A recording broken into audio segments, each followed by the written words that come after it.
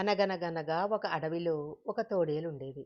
అడవిలో జంతువులను చంపి తన ఆకలి తీర్చుకుంటూ ఉండేది. ఒకసారి ఎంత వెతికినా దానికి ఆహారం దొరికేది కాదు.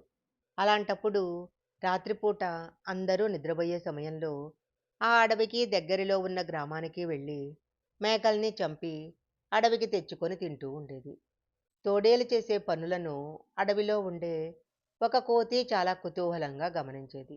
ఆ విషయం తెలుసుకున్న తోడేలు తాను చేస్తున్న పనుల గురించి కోతికి గొప్పలు చెప్తూ ఉండేది. యజమానులకు తెలియకుండా మేకలను ఎలా చంపుతుందో కోతికి వివరించి చెప్పేది. ఆ మాటలు విన్న కోతికి తోడేలు ఊరివాళ్ల కళ్ళు కప్పి మేకల్ని ఏ విధంగా పట్టుకుంటుందో చూడాలి అనిపించేది. ఒకరోజు కోతి, నువ్వు ఆ గ్రామానికి వెళ్ళేటప్పుడు నన్ను కూడా తీసుకెళ్తావా? నీ పనితనం చూడాలనుంది అని తోడేలుని అడిగింది. దానికి తోడేలు, ఈ రాత్రికే నిన్ను తీసుకెళ్తాను, సిద్ధంగా ఉండు అని చెప్పింది. తన ముచ్చట తీరబోతున్నందుకు కోతి చాలా మురిసిపోయింది. ఈ లోపల ఊర్లో వాళ్ళు తమ మేకలు అప్పుడప్పుడు మాయమవుతున్నాయని గమనించారు. ఆ సంగతేంటో తెలుసుకోవాలని కొందరు యువకులు మేకలకు కాపలా కాయసాగారు. ఈ విషయం తెలియని తోడేలు కోతితో కలిసి ఆ ఊర్లో ప్రవేశించింది. మేకలను తినటానికి వాటి దగ్గరకు తోడేలు వెళ్ళటాన్ని యువకులు గమనించారు. మేకలు ఎలా మాయమవుతున్నాయో వారికి అర్థమైంది. వెంటనే తోడేలు పైన కర్రలతో దాడి చేశారు. పక్కనే ఉన్న కోతిని కూడా కొట్టసాగారు.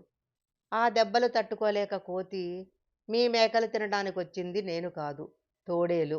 అయినా కూడా నన్నెందుకు కొడుతున్నారు, వదిలేయండి అని ప్రాధేయపడింది. తోడేలుకు సహాయంగా వచ్చిన నిన్ను ఎలా విడిచిపెడతామో తోడేలుకు సహాయంగా వచ్చిన నిన్ను ఎలా విడిచిపెడతాము అంటూ ఇంకాస్త గట్టిగా కొట్టసాగారు. ఆ యువకులు తోడేలు వైపు తిరగగానే కోతి నెమ్మదిగా అక్కడి నుంచి తప్పించుకొని బ్రతుకు జీవుడా అనుకుంటూ అడవికి చేరుకుంది. దొంగతనం చెయ్యటమే కాదు, దొంగ పనులు చేసేవారి పక్కన ఉండటం కూడా తప్పే. ఇంకెప్పుడూ ఇలాంటి బుద్ధి తక్కువ పనులు చేయకూడదనుకుంటూ లెంపలేసుకుంది. ఈ కథ గనక మీకు నచ్చినట్లయితే లైక్ చేయండి, షేర్ చేయండి. ఇలాంటి మరిన్ని కథల కోసం మా ఛానల్ సబ్స్క్రైబ్ చేయండి. ఈ కథ గనక మీకు నచ్చినట్లయితే లైక్ చేయండి, షేర్ చేయండి. ఇలాంటి మరిన్ని కథల కోసం మా ఛానల్ సబ్స్క్రైబ్ చేసుకోండి.